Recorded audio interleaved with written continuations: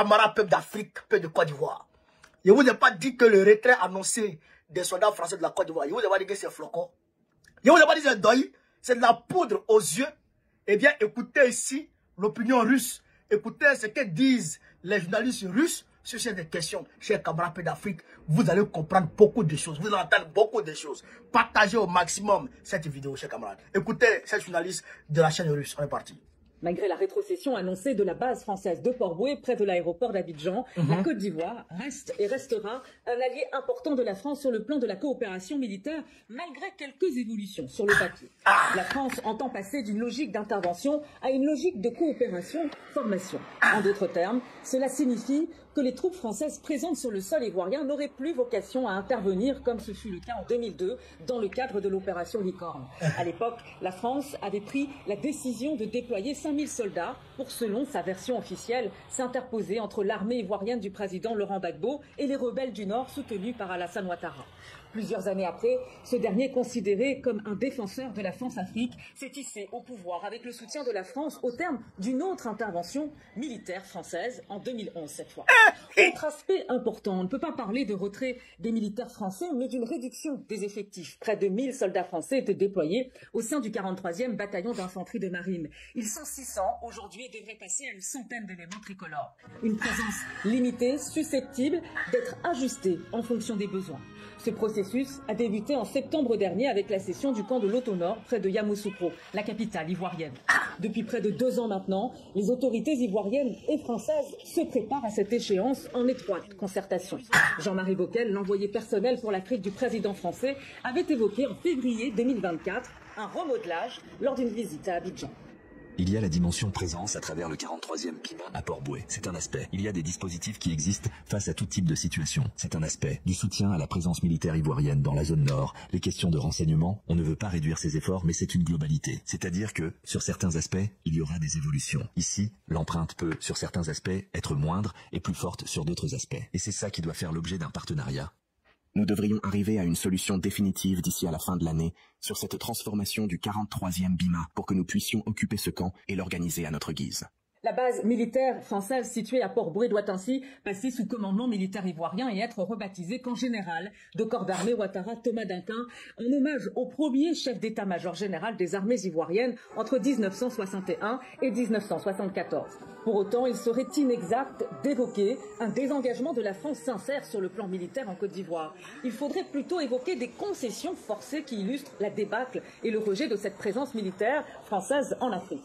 Disons que la France est prête à tout pour éviter une nouvelle désillusion et faire plaisir à son allié ivoirien. Surtout que contrairement aux pays du Sahel, au Tchad et au Sénégal, la Côte d'Ivoire de l'actuel président Alassane Ouattara ne s'inscrit pas dans une ligne souverainiste et panafricaniste. Elle soutient non seulement une coopération militaire étroite avec Paris, une coopération qui pourrait d'ailleurs s'élargir avec également Washington.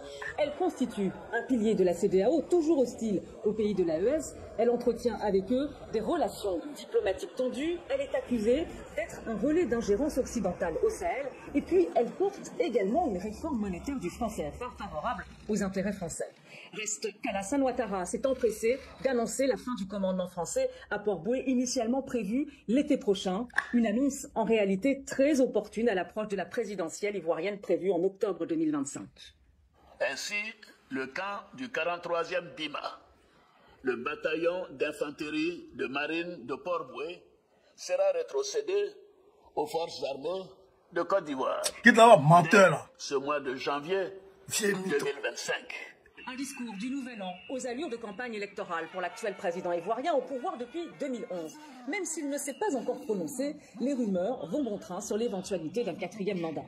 Si c'est le cas, le risque d'une crise post-électorale est probable. Aussi, la fin d'une logique interventionniste française arrange le pouvoir actuel.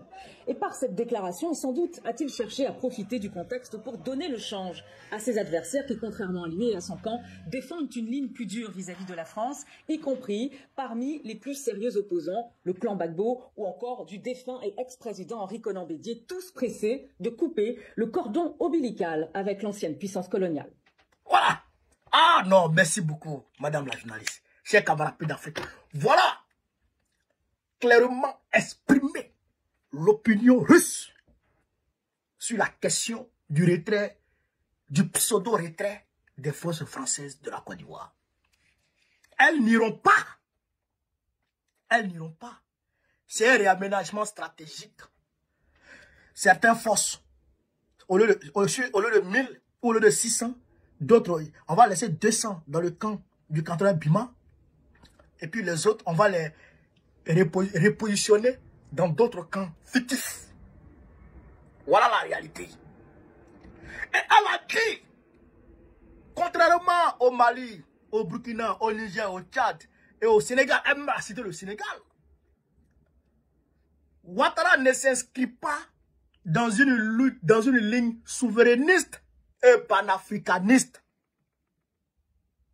Ça, c'est l'opinion russe qui a dit ça. Ça, c'est l'opinion russe qui a dit ça.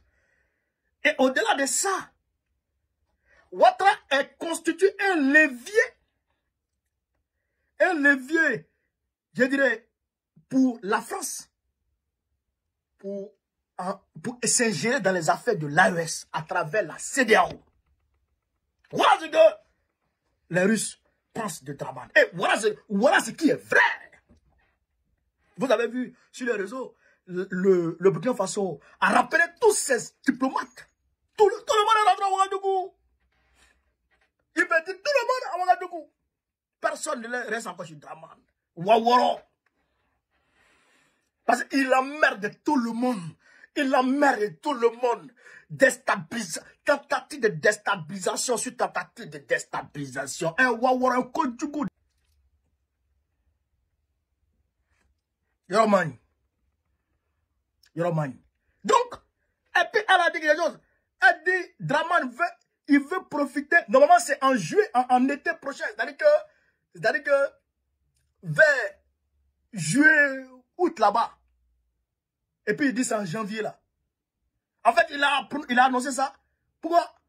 Pour que les Ivoiriens changent de posture et qu'ils commencent à le voir comme quelqu'un du panafricain. Toi, tu peux être panafricaniste.